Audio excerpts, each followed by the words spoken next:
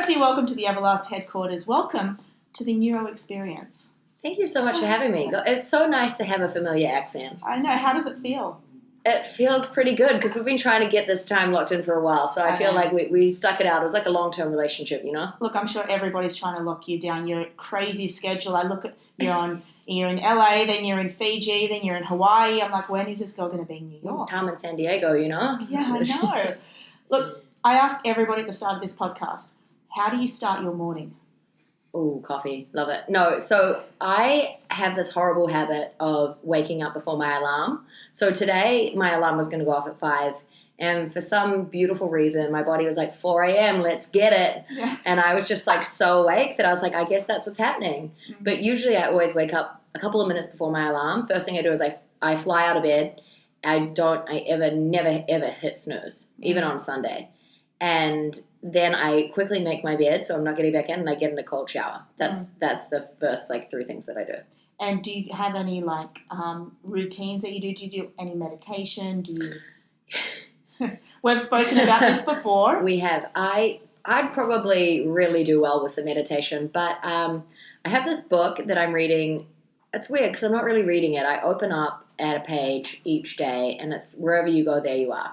And so I use that kind of as my morning guide, I would say, and kind of receive the message from that. And it might be about interconnectedness, or because it is a meditation book, but it's kind of just more of a message. It might be 3 pages long. I read that while I'm kind of making a smoothie in the morning, and then I'm out the door once I'm ready to my clients. And I'm a morning person, to say the least. I would say I'm pretty hyper all day. I don't really know where the off switch is until I get sick, and then I'm like, oh, I guess that was building up for a while. Time to listen. But yeah, so I think I do take that little moment in the morning, but usually if I was going to say that I had a meditation moment, it might be around 10 a.m. where I get my workout in, because that's where I really get my time to just kind of shut off a bit and connect with me and what I'm thinking. And I have my best ideas always in the gym. Yeah. Oh, always. Too many. And you're massive on burpees, and is that what you're doing in the gym when you're working out? It's funny because I do throw down many a burpee in my classes, but actually in my own training, I don't really do them that much because I save the sauce for the class. Yeah. I do it sometimes if I'm doing some EMOM stuff and really wanting to throw my heart rate in a different way, but I do love to spend a lot of time using the curve treadmill, ski erg. I love strength training. I love Pilates. I do a lot more yoga these days. I've found a way better balance between high and low intensity. So even when I'm teaching my classes, yes, we do a lot of these really fast, cool PYRO movements, but I'm not doing them that much in my own training as well. Obviously, I mess around a bit and play around with stuff and see if it's going to work for a class, but it's not a huge chunk of my own training. You talk a lot about doing HIIT, get in there, get out, 45 minutes, and I'm the complete opposite. I love endurance, and it just does not, my body isn't the same as it was when I was 23, and I need to start doing more things like weights and doing HIIT training, but I love my treadmill, I love the bike. What if you did some, maybe you could find 1 workout a week or 2 little circuits of strength stuff that you could add into some of your endurance training. So it's not saying you can't have your huge treadmill run, but maybe you're going to cut it down by 15 minutes and you're going to go through a mini strength circuit and add it in. I mean, I just feel for myself personally, and a lot of especially women that I train, they feel they're most beautiful and they're most powerful and really best in their body when they are doing strength training. Yeah, no, I feel that too. I was actually discussing this with a friend. Do you just feel bored? With strength training? Yeah. I switch off because I'm a triathlete by heart, and I love running, and you can't, as soon as I hit those weights, I'll do 2 sets. I'm like, bit boring. She looks good over there. I wonder what she's doing. I'll just do what she's doing. Just get so distracted. I think I need to get a personal trainer or just come and see you. I think, this is the funniest thing is a lot of people don't think that trainers need trainers. We do. 100%. We absolutely need someone to hold us accountable. My Pilates trainer does not take any shit from me. She's just oh, I'm sorry, that's cute. This isn't a break. And I'm okay. Yeah. And I actually took up Pilates in the first place to improve my pull-ups. My pull-ups are great, not to be arrogant, but they really are. But I just wanted to make them even better because I was working towards this goal of doing actually doing a chin-up with half my body weight attached to me. And I just plateaued. I was so close. I was 1 kg away from it. I could do one chin-up with 24 kgs on me, but I just couldn't get to 25. And I was like, you know what? I need to find strength from a place where I'm not using it. I was like, I'm going to start doing Pilates more. I'm going to start seeing a trainer privately. And I think that would be a really good thing for me to invest in myself. And I just like kind of fell in love with it. And then since I've gone on to do some Pilates certifications, and I'm obsessed. I do Pilates like 3 or 4 times a week. It's been a really great thing that I've added in, and a good way for me to have a little bit more of that high and low intensity balance. And I kind of, to be honest, actually then just fell off with my chin-ups a little bit because I just stopped doing them as much. But now I found kind of a really nice way to work with my body where I can be strong, but I can be fast, and I can be lean, but I can feel structured, and I've got good mobility, and I always feel like when I'm doing the right workouts, I build confidence. And, that's why I really go, because it's, you would know, being on all the time, you've got to have this inner confidence. And I think it comes from doing the things that you hate. Yeah, absolutely. And you've got so much confidence in what you do. And I think you have to, because, look, you've fled the country. You're from where I'm from, like in the middle of nowhere, right down under where the sun is always shining. Maybe more so in Australia, but here in New Zealand's having a heat wave at the moment. I'm like, Dad, I don't want to hear that. We have menopausal temperatures changing every day over here, keeping us on our toes, But, like, what's been, the reason why we resonate so much with each other is because we know what it's like to come to a new city. And it's hard. A few months ago you said to me, Louisa, your first year here is going to be hell. And look, let me tell you, it is. Oh, you will learn the most about yourself. It's like you're dating yourself, and you're seeing all the things about you that suck. Yeah. Like, you learn smacked all in the face your bad habits on a daily basis. Like, I realized in my first year living here, I was like, I'm a bit of a complainer. Yeah. I was like, shit, I am not proud of that. And I was like, oof. I was like, that's a hard one to swallow. And it was pretty confronting, but I'm so grateful I learned that, because then I stopped, and then I became super aware of it in other people. And so, I always try and help people. I'm like, yo, like, just to be clear, like, the complaint lane's taking you nowhere. Like, you're going super slow. It's kind of like getting on the J train, 100%. You're not getting anywhere fast. Yeah. But I think New York is hard too, because it's a lot of the things just don't make sense, like, especially when you're doing visas and stuff. And so you keep hitting these roadblocks, but you just don't really know how to get around them. So I think the first year you could almost think of it as a deployment mission. Yeah. And it's resilience training. And if you make it past that, then you start to really see New York for its beauty, and you start to kind of like this toxic energy where it, like, spurs you on, and, like, it makes you be this. I talk about it like it sharpens you, right? No one wants to be the bread knife in the drawer. It's just a bit blunt, like, nothing's really happening. Like, I want to be a steak knife. Like, and New York makes you like that. Like, it really does. You have to cut through the shit, and you learn what gets to steal your peace, and you learn what doesn't. So, but I do find I get a little then impatient sometimes with the people. I'm like, what are you moaning about? Yeah. I'm Why like, are you complaining? I'm like, cool, get over it. Let's go. Yeah. And it, coming from Australia and New Zealand, you know what it means to come here, and you've left a life. And that's what I always say. It's like, I've left a life, and I'm not settling for anything when I'm here, And I think a lot of people take, living here for granted, because they're like, okay, well, just it is what it is. It is what it is. Yeah, I mean, I wouldn't say by any means it's easier to save living here, You have to really hustle, and you give up a lot of space, give up a lot of sunshine, animals, boyfriends, whatever it is, And you have to just make a commitment as to why you're here. It's funny, because I was always meant to end up in LA, and I kind of accidentally ended up in New York with work. And then now I've been here 3 years, so I guess I'm getting on okay with it. Yeah. But I still, like, LA pulls strings on my heart. And I think because it feels more similar to Sydney, or, Isn't that where Nike headquarters is? In Portland. So it's, and but it's crazy, like, being in New York and being in the East Coast Nike team is really cool, because I feel like New York is the epicenter of fitness. And we do so much here with the Nike team. And I'm so lucky. I work with so many of my best friends, like, on a daily basis, like, through Nike. And, like, that's pretty special. So we just spoke about giving up, a life for New York. And, I question myself every day. I question, I look back, you look at Instagram, you look at like, Facebook. Remember that washer dryer and unit that I had? Get me started. Remember that extra bedroom, the car park, the actual car? Some days are my only free day. And someone said, what are you doing on your day? I'm like, I'm going to wash and go to the supermarket, and that's going to be 5 p.m. by the time I do that. Maybe I'll get a workout in.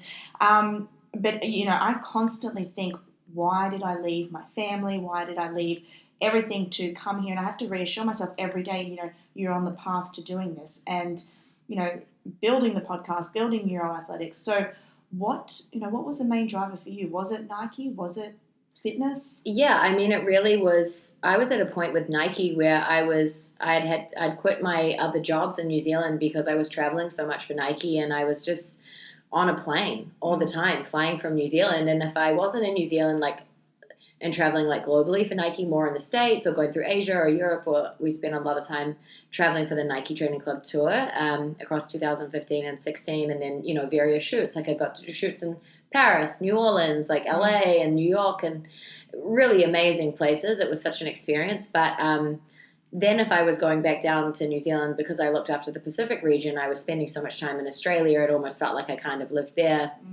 But I actually had a boyfriend and a cat and family and things in New Zealand, but I was just never there. So it was interesting. You were kind of missing so many moments of life when friends were getting married and different stuff because you were always working. And I guess one thing that is a trait of mine, but possibly also a downfall, is I'm very disciplined. So I can just get super focused. And I just got so focused on work, and I just had tunnel vision, and it was all I could see. And I just knew, I was like, okay, it doesn't make sense for me to live here anymore. And I actually also had the push of, I'd gone in and out of the States a few too many times, so I had to get that visa. I know how that feels. Nothing email. Well, there's nothing like 5 hours waiting in the LA airport in the holding room. Oh, you've been through that too. It was cute. But yeah, I made the move, and like I said, it was really hard that first year.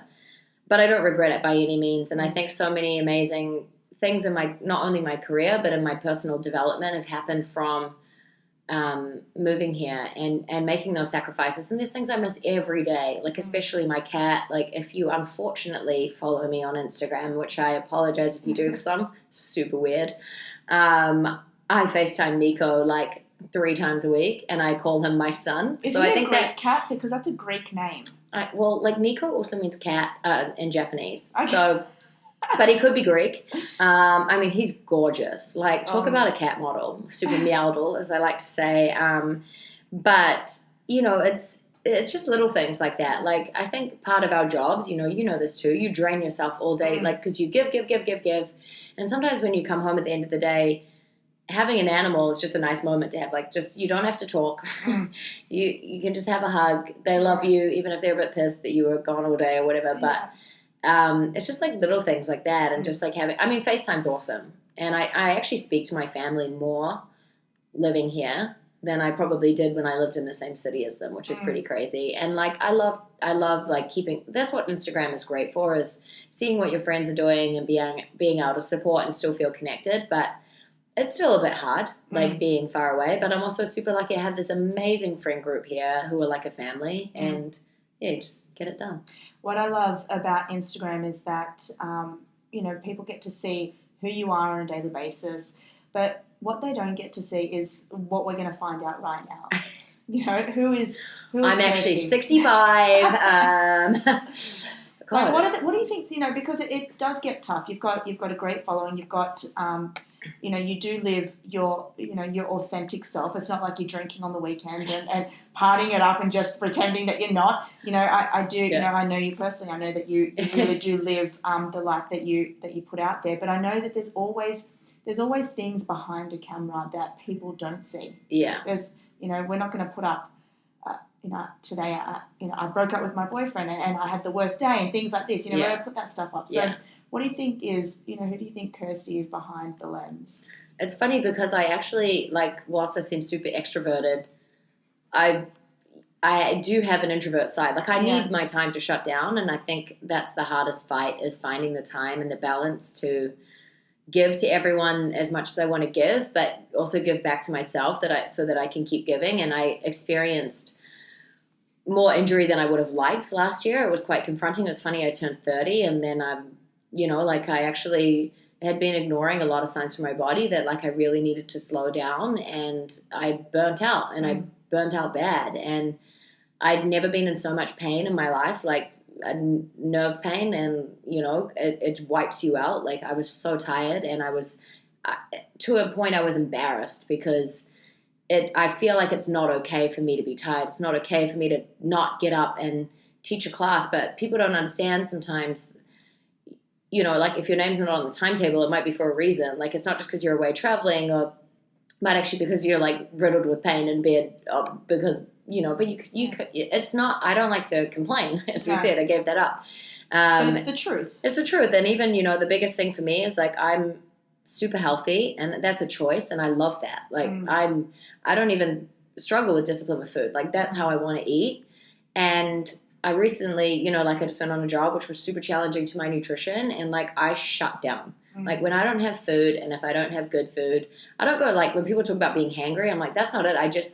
I don't function. Like, I feel my brain not be happy, my body's not happy, and the moment you give me some proper food, like, I start thriving again. But there's a few things that I just need, and that's my own workout time. I need some good food, always avocado. Yeah. And I need some time with my friends. Like, one of my favorite things that I do is I really love being the hype girl for my friends and anyone, like, in my life. Like, I just believe so much in people.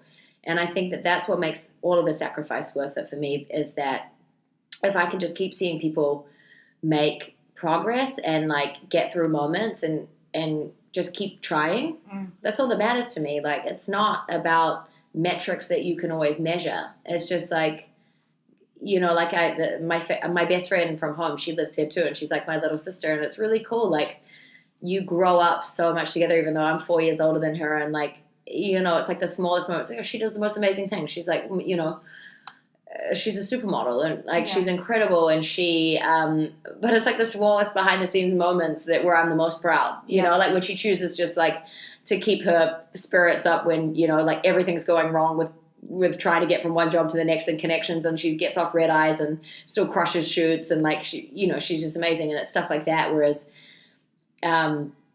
people probably want to highlight, oh, she walked in the Victoria's Secret show, like, that's the big thing, and I'm like, oh, really, that's cool, but like, I care more that she can keep her spirits up and all these other things. And it's the same for me. Like, people are never going to see 98% of the work, and they also don't need to. No. I think also people need to remember to have manners on social media. I think, like, there's quite a few keyboard warriors out there. Hold it! I love this topic. Let's get into it. What do you mean? Well, keyboard warriors. I mean, whatever. Like, come at me. I don't really care. Like, my brother always said, please don't come at me because I can't be bothered. I will come at you. Yeah. But my brother always says, he goes, what did he say about people's opinions? He goes, yeah, but you don't have to wear that shirt, which I always kind of like he was saying, like, just because someone has an opinion of you or say something snarky doesn't mean you have to wear it and take it on. Yeah.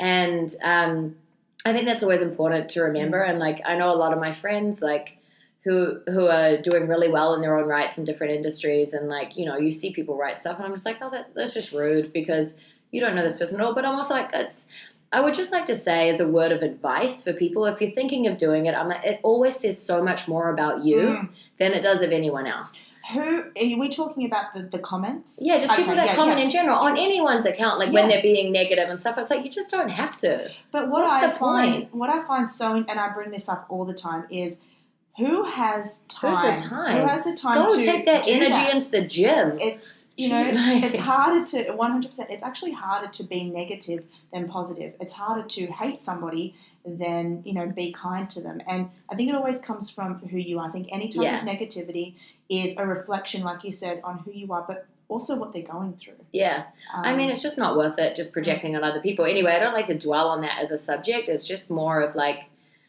I don't think. And then I think it's funny when people on social media start having a rant being like, this person did this and this did this. I'm like, who cares? Get over it. Like, this is wasted conversation. Like, should we talk about climate change? Should we talk about trying to save the world? Because that's pretty important. Should we talk about depression? Should we talk about actually, like, be a branch for someone? Like, sometimes people just need, like, a helping hand. And you don't need to go and shit on people. Like, it doesn't do any good. Even if you don't like something they're doing, just stay out of it. Like, stay in your own lane. What are you doing? So how do you find the courage and the self-motivation to keep getting up when we are living in a world today where comments like that, are so abundant. I mean, someone can, 20 years ago, if someone wanted to say something bad, they'd have to write a letter. I've been through that in school. Someone would have to write a letter or maybe write something on a desk about you. But now it's like, don't take it to the desk. I'm pissed off at Kirsty, so I'm going to comment Kirsty, on her. she's a real dick. I'm just going to she stole my avocado. Yeah. Probably, sorry. I mean, definitely, like, you can get heated in the moment, but a big rule I made for myself a couple of years ago was I never want to react. I'm never going to let someone steal my peace like that. It doesn't matter what it is. I always just I'll reply when I can respond. I'm not going to let someone get a reaction out of me. It doesn't matter. Even if I try and even do that with my family because it's super easy to snap at your family and they definitely don't deserve it. But it's just, I always say if it costs your peace, it's too expensive. And I'm not going to especially let a stranger steal my peace. Like, I don't care. Like, whatever. Like, I don't want to, I believe a lot and I read a lot about vibrational frequencies and I just am like, don't even let it come into kind of my aura. I'm like, well, whatever, dude. Like, not listening to that playlist. Like, I'm just on my own wave, like doing something else. And like, I love people. Like, I really do, but humans can also suck. Yeah. But there's no point focusing on that, like it doesn't. Look, we're all, I have this belief that we're all born good. It's our environments that really mess us up and it's our environments that give us that, Yeah, well, they do say, we're a product of our environment. So it's like anything, you grow up a lot. And I think that's what I'm most grateful for with New York because I've grown up the most. Like, you have to. You have to. Or you've got nothing. Or leave. Yeah, you either have to or you get, really, yours is, or leave. Mine is, if you don't, you'll get kicked out of the country. So I'm like, okay. Yeah. You just got to, you'll get that 10-day warning. Yeah, bye. Okay, bye-bye. Yeah, pack everything up and leave. So, some of the things that I always love to talk about is who inspires you, because I know for me, we don't have to even go into celebrities and things like that. I mean, the people that inspire me the most in my life to get up and do things every single day are my parents. And I think I love to find out what inspires you or who inspires you to do what you do. Well, definitely, like, my parents are cool. Like, I love my parents. They're funny. Like, my parents divorced when I was 6, and but they're such great friends. And the way that my dad continuously shows up for my mom, and like he probably treats her like his third child almost in a way, but like the way that they have this great friendship and like they can still play golf together and like just be so supportive of each other, and it's really nice, and I'm grateful for that. But it taught me a lot about how to behave as a human. Like, you don't need to hold on to bitterness. You don't have to have all these things. And so I love my parents. Like, my dad is so encouraging of me I actually have a double business degree. And so, and then I got into training because it was really just what I loved. So that's why I always say I'm in the business of bodies. Like, I don't call myself a personal trainer. I don't, you obviously identify with being a Nike master trainer. But, I really talk about being in the business of bodies because I want it to be a full service thing. It's not just about like, oh, cool, I want to help you like look better shed a few kilos, and something. Yeah, like that's too transactional. Like let's like really work on stuff. And all of my clients, like we go through as much like internal dialogue and internal conditioning as we do physical conditioning. And it's just so important to have a well-rounded perspective of it, because I believe what we do in the gym just transfers over directly to what we do in life, and there's this accumulative effect. And that's why I'm so passionate about people caring more about the way that they move and making exercise a thing, because it genuinely just makes you happier and want to try more in other areas and just feel uplifted about things, and you can carry that behavior over to other people. So maybe Donald Trump should start working out more or something, maybe. Who knows? Anyway, I don't get into politics here, and I just prefer to stay as a New Zealander but for that stuff. But in terms of other people that inspire me, I mean, I'm pretty lucky with the Nike Master Trainer squad that I'm in. Joe Holder, my work husband, shout out Ocho System, plant-based gang. He is amazing. I was just working with him Wait a before I second, came here. Are you plant-based? No, he is. I know, guys. He the room is fantastic. I know. Plant-based. He is really giving the plant-based kingdom giving it, a good. Everyone's like, if I go plant-based, will I look like Joe? I'm like, I believe that Joe is an anomaly. Yeah. Anyway, there's Joe, and he's awesome, and we work together all the time. And it's funny because we're on like different. He's chill, like he's the calm that I need because I'm so PYRO all the time. but he's so educated, and I learned so much from him, and he's such a good friend to me, and I'm really grateful that we get to do a lot of life and a lot of work together. Then I have like Kirsty Jones, who owns Skyting Yoga, who really was the reason I actually started incorporating yoga into my life, because I'd never connected with it before. And I remember the first class of hers that I took, she said something like, and if you feel weird doing this, get over yourself. Like, you could be normal at home, but you have to be weird here. And I was like, I'm weird. And I was like, are we? So she's my work wife. So I've work husband, work wife. Yeah. And then I have some other, like, obviously I have Georgia Fowler, who is very well-known Kiwi. Yeah. Beautiful. I mean, just disgusting to look Yeah. at, isn't she? An eyesore. Yeah. But beyond, obviously, aesthetically, how she looks, I mean, if you haven't seen her face before, I apologize in advance, because wow. Yeah. But her personality is so bright, and she's so sweet, and she's so supportive, and we've grown up together our whole life. Her sister was my best friend when we were at school, and so she was always our third wheel. And, as we've transitioned and grown older and older, we are really, like, I call her my right leg, which is my better leg. So it's cool to both live here in New York and go through, obviously as a top model, she goes through, we have a lot of actually similar, different pulls of life and stresses. So it's really nice to always have someone there that just gets it and knows you from home, and we can hang out at her house, and it just kind of could feel like we're in New Zealand, So I have Georgia, and we have like our squad, like dear friend Dougie, who's also a trainer. Dougie, handsome Dougie. Everyone loves Dougie because look at him. I mean, sorry, Dougie. Also very good looking,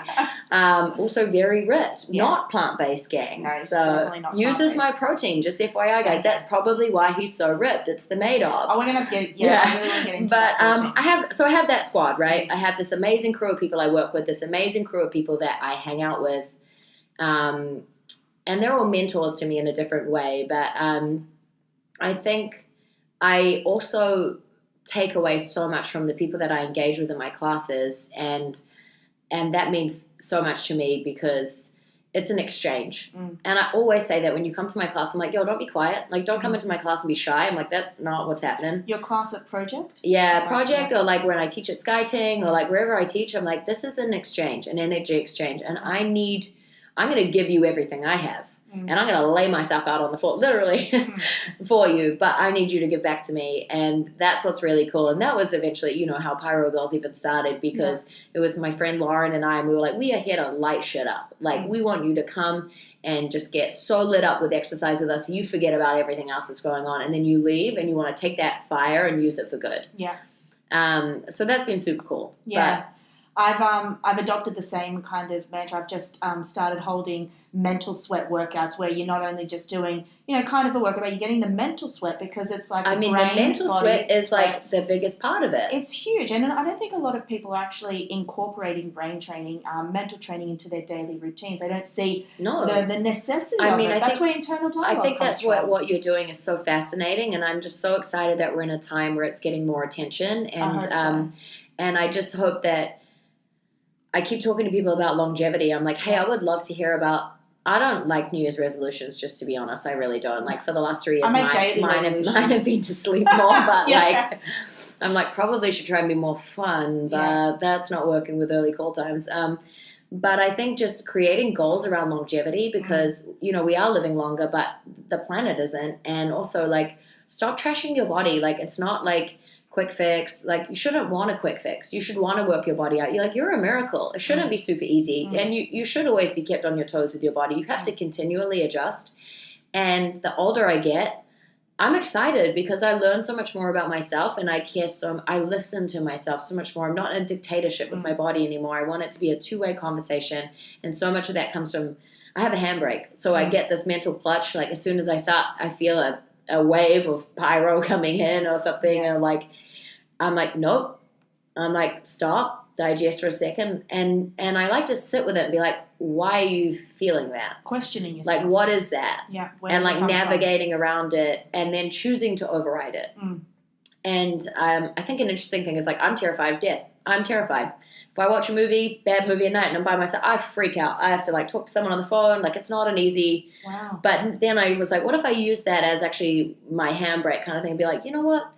KG, in the scheme of your life, is it really worth losing your shit for an entire day over something that is so minimal when you get this day once? Yeah. And it's funny because that almost became like not only a coping mechanism, but it kind of became almost like a coffee. Yeah. Like today I was so tired. Like I've been at Nike since 6 a.m. and now it's 6:30 p.m. And I've been working all day and I'm tired and I was up at 4 and like I was like, you know, where's my energy going to come from? And I had a moment and stuff and I was like, man, I'm tired. I was like, oh, peasant chatting yourself. Yeah. That's what I call it, peasant chatting. And I use that with my clients. I'm like, oh, you peasant chatting again? Do you know that even when you are at your most exhausted phase where you're about to fall over and drop dead, you still have around 33% more energy? I actually remember reading that one time in a book, and so I tell that's myself. From your mental. I did quote that once in a HIIT class. People were like, incorrect. I was like, no, guys, it's true. You've got it in you. You know, I completely resonate with you. It's, I think, for me, when it comes to longevity and keeping your body up to speed and you know, with the advancement of new things, I'm starting to get more into cortisol and learning about you know, cortisol affects us in sleep debt, HRV. But people, you know, what's in the media now is, you know, food causes, you know, what's causing cortisol, but you know, our emotions. Emotions are the worst. Our emotions cause so cortisol. many people that I train, I'm like, yo, you good? Because you like a walking ball of cortisol right now that's about to erupt and like form a new island in Hawaii. And then, you know, people are taking these cortisol blockers and turmeric, and it's like, just breathe.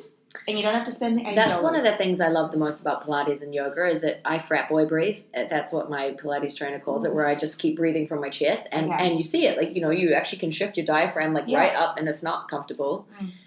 And I actually wear this strap from Whoop all the time. The thing I care the most about it is, like, yes, it tracks my heart rate during the day and stuff, but I love looking at the HRV in it because that, like... Heart rate variability. Thank you. This is my translator. So what that's really measuring is the intervals in between your heartbeats. And that's really important because we want to know if we're in parasympathetic or sympathetic nervous system and are we so stressed from all these external factors that are not even from exercise or like, you know, other things. And it was funny when I was away on this recent trip where I was really stressed out about nutrition.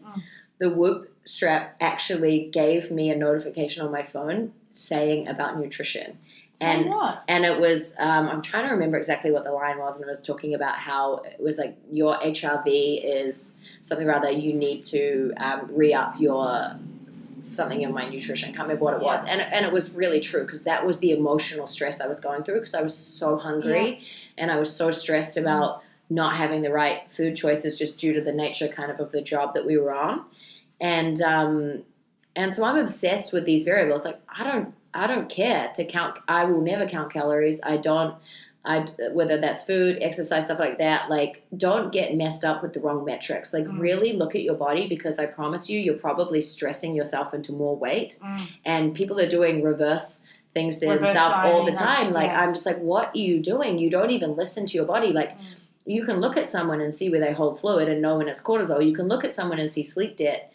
You know, that's why everything that I always talk about is about how do you feel, because feel is a really sustainable metric that we can try and guide ourselves by. And like today, like I'm really tired, so I knew, like, I slept really bad last night. Had a full big busy day. I was like, it's not actually as much as I'd love to go to the gym because I rely on exercise as both a celebration and a therapy, and just I'm obsessed. But I was like, I am probably going to do more harm than good if I go to the gym. So in a break today, I did. Kind of embarrassed to say this, guys, but I did a 30-minute incline walk on a treadmill. Oh, no, you're one of those people. And I don't usually do that. And it was in a break, and I was like, you know what? It's what I need today. And then in between all my jobs, I walked everywhere across New York because it was a beautiful day today. And I was at peace with it. And that's the most important thing. Like, can you be at peace with your body? Can you respect your body? Because you can keep pushing and pointing fingers at your body and saying all the mean words that you say every single day to yourself and stuff, but like, when are you holding your own hand? Like, when are you being like, you know, good job today? I actually posted that on my Instagram because I got sick. I was getting up. You got garried. I swear I was waking up every morning. I was like, I said this year I'm going to get back onto the triathlon team. So I found one USA triathlon team and I started training 4:15 every single morning. I'm like, I am powerful. I was feeling good. And everyone's like, how do you do it? I said, I just feel amazing. Boom. I was hit with the flu and I got it hard, and I never get sick. And I was like, this is, okay, I didn't listen to my body. But what I want to know is, you spoke about you don't count calories, okay? Yeah. Now, going to be really raw now. I'm a Greek woman, okay? I am not. That's why she's got such great skin. It's the secret. I can't afford to eat some of the things that, smaller framed women can. So would you advise for people, like me, who sniffs a banana and gains 3 kilos, counting calories, or is it more about macros, or is it more about staying away from carbs and adopting keto? Like, what the fuck? I mean, it like I said before, it's high maintenance. I mean, I always said to people as a joke, I'm like, God, it's high maintenance just being alive, guys. It is like, high. You know what? My dream is like J-Lo. J-Lo's body now. God, she looks good. But good. she has a full-time trainer, a full-time nutritionist who basically says, Jennifer, you need to have 3 ounces of water right now. Like, you need to have a sip. Like, if I could have that as someone walking around with me, holding my hand, saying, Louisa, here's some broccoli. I mean, I think for everyone it's important to understand your body and not trying to pigeonhole yourself into something that potentially isn't for you. I think at the moment and for the last couple of years, people have been obsessed with being like, I'm vegan, I'm keto, I'm blah, blah, blah. I'm like, is that your name? Like, it's basically how people introduce themselves these days, and it's embarrassing. Like, get your shit together. You're a human. It's called food. It's called fuel. It's not like, oh, fats, carbs, blah, blah, blah. I'm like, shut up. Like, and this is me being raw about it. I'm like, get over yourself. There's some people that don't even have access to food. Okay, that's my first point. So always be grateful for food. Second of all, you're probably not hydrating enough. Most people in general, aside from me, because I seem to hydrate too much. But I love drinking water. I think also it's understanding your body, and anytime you're making a transition, just be prepared to commit to it long enough that you can give your body a chance to give you results. So we often talk about 21 days being how long it takes to form a new habit and stuff, but say if you're going, for example, with keto, you usually, if you're following it strictly, you see results within like 9-10 days, like and you're going to feel pretty crap for the first like 5, 6, maybe 7 days. But you got to ride that wave, and then you feel electric. And I haven't been strict keto for years because the nature of my job, I just can't eat that much.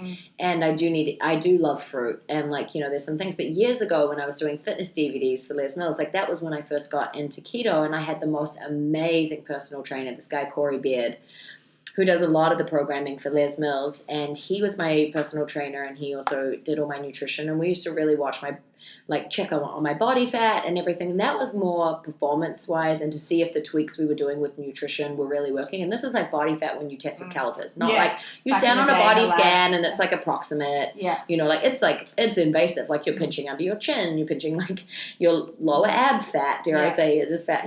Everything, skin everywhere. Like no spot is safe. But it was cool too because you can get your hormonal markings, and even though some of those don't attribute to the actual score, you can then take into account, okay, maybe it's this time of the month, so I know what's going on, or like I'm extra stressed or something happening.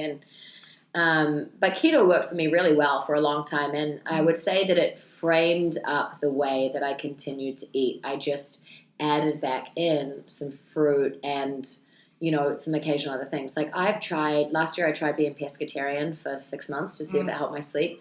I just love meat, guys. I love it. I feel good. But you're a grainy girl too. You're about I do no grains. No. Well, then what was a buckwheat? Sprouted buckwheat. Sprouted. I remember I was like, okay. But what was that on? I very rarely have that. It was on some sort of bowl. I don't know, some sort of fruit bowl or something. Maybe it was something. From Neuro? No, anyway, I don't really eat much sprouted buckwheat, but occasionally if I wanted like something crunchy. But the thing is, I went through many years where I was super disciplined and probably too hard on myself with food. But I am celiac, which I've known for years, so that's really lucky. But I never dabbled in gluten-free bread. It doesn't interest me. Gluten-free pasta, don't care for it. Don't crave it. Like if I crave something, honestly, it's like spicy corn chips and guacamole. Wow. But I know that corn upsets my stomach so much that I just prefer just not to have it. But I love my avo. So I mean, I eat a lot of good fats. Like I eat a really high-fat, high-protein diet. I don't even like using the word diet. It's just the way that I eat. Yeah. Obviously, I train like a plethora of different people in different bodies, and I see some of my friends, honestly, their bodies thrive on carbs. It's actually hilarious. Like, kind of they can eat like a lot of what they want and carb-wise, and it's sort of fine for that frame. I have other friends that really eat more similar to me. But I think a big consistent thing is just being aware of sugars and being aware of what is in your food, because just because it's vegan doesn't mean that it's healthy, and really understanding what you're putting in your body and being accountable for it. And, that's where we get into an interesting thing too about people throwing darts about you're this, you're that. Like, honestly, like, why are you worried? It's not your body. Like, you should be you don't need to throw comments at other people in the way that they eat, because it's not your system that it's going in. Like, I made a protein powder because I couldn't find one that was right for me. And I knew that genuinely when people were asking me to recommend something, I didn't have something I would recommend them that there wasn't something in it that I didn't agree with. So that's why I made of. And really I called it made of because whether or not you're buying my protein, that's not the point. It's a call to action for you to just understand what your food is made of. And there's still, people come at me and they're like, it's whey and blah, blah, blah. I'm like, yeah, cool. Fun fact. It's a whey protein isolate, the most premium protein that you can have if you're going for performance and results. And I'm not vegan. Exactly. So that's why. Yeah. And, I'm not here plugging it and being like, click to buy about everything. I'm just like, hey, this is just, I made it for me and I'm trying to help other people out. And, sometimes people can be, annoying, and it's really hard to start a business, just FYI. Like, it's a whole other thing, I'm sure you know. But like then, like on the weekend I was in a boxing class and this girl came up to me and it honestly, like, it made me blush. It was like the best compliment. And she was like, hey, I don't want to be a creep, but I just want to say to you, like, Madoff changed my life. And I was like, oh my God, are you serious? I was like just so happy, because that's what it's about. Yeah. Whether it's one person, whether it's 5 people, whether it's 500 people, 5,000 people, like, can we just wake people up a little bit to what they're putting in their body? Because energetically, there's so many times where we're just trashing our system. And that, that's when we want to look more to whole foods, and not Whole Foods, the supermarket, just FYI, just like finding, food closer to the source. And like, yeah, I eat a lot of plants, but like for me, I know my body thrives off meat. So like I said, I tried being pescatarian. I added meat back in, obviously, when I went home to New Zealand and Australia over Christmas. Are you on the grass-fed bandwagon? That's always my preference, if I can get it. Like, always I buy organic and stuff. But for me, like, I can't eat eggs in America. They just, like, I react. And it's a really, like, hormonal reaction. I know it's something, like, I know they wash the eggs here quite a lot. And even when I try and get super organic eggs, it just doesn't work for me. But I was also really lucky when I was in New Zealand. Like, my neighbors, like, brought over fresh eggs every day, pretty much. So that was awesome. So you make these changes, and again, that's a sacrifice or whatever. Like, I miss the food from New Zealand and Australia a lot. But I think when it comes to people making their nutrition choices, don't try and follow, like, you're not a prototype. That's the most important thing for you to understand. So you're not just meant to fit into some certain category. And I find, there's all these interesting things like blood type diet. Like, if I followed my blood type diet, it says I'm grains, which is the opposite of me. Like, even the grains that I could eat, like rice and stuff, I don't eat because I don't feel good on them. That granola affects me. I stay away from oats, granola, and all that. Yeah, I don't do oats either. Even if people are like, oh, but they're gluten-free oats. I'm like, don't care, don't do them.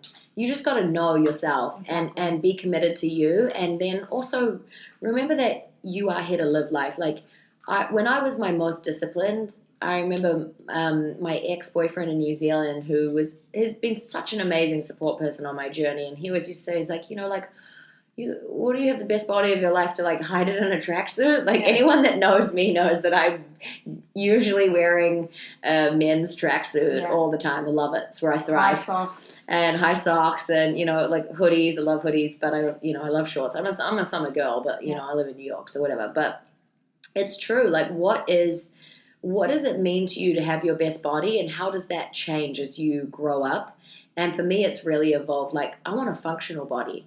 I want a body that's built for longevity. I want to be working so amazingly with my body now, but I still want to be able to do that when I'm 60. I don't want to be burnt out. I don't want to have damaged my skin from the way that, like, we don't even think, like, our skin is like this huge organ, and the way we're feeding ourselves. Like, people want to go pay $500 for a facial, but want to skimp out on what they pay for their food. I'm like, just FYI, that's going inside you. So everything you're seeing on the outside is also a reflection of that. And when you get into this beautiful rhythm with both training and your nutrition, it's so seamless. Honestly, it's not even discipline. Like, you reshape behaviors and it just becomes a healthy habit. And you don't even think about it being discipline. Where we go wrong is the mental side of it, and we bully ourselves with the way we talk to ourselves and the language we use around eating.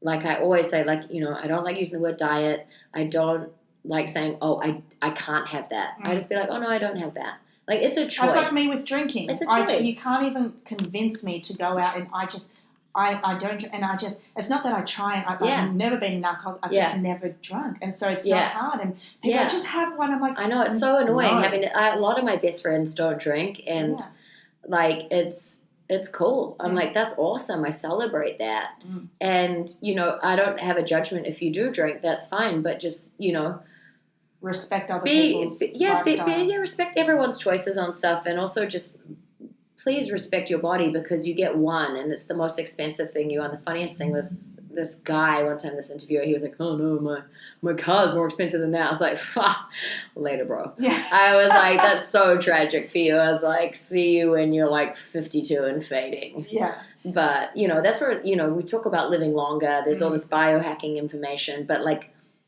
cool, let's biohack our bodies, let's biohack our brains, because our brains are fascinating. That's right. That's why neuroathletics exists. It's true, and I think that's what's so cool about what you're doing. Yeah.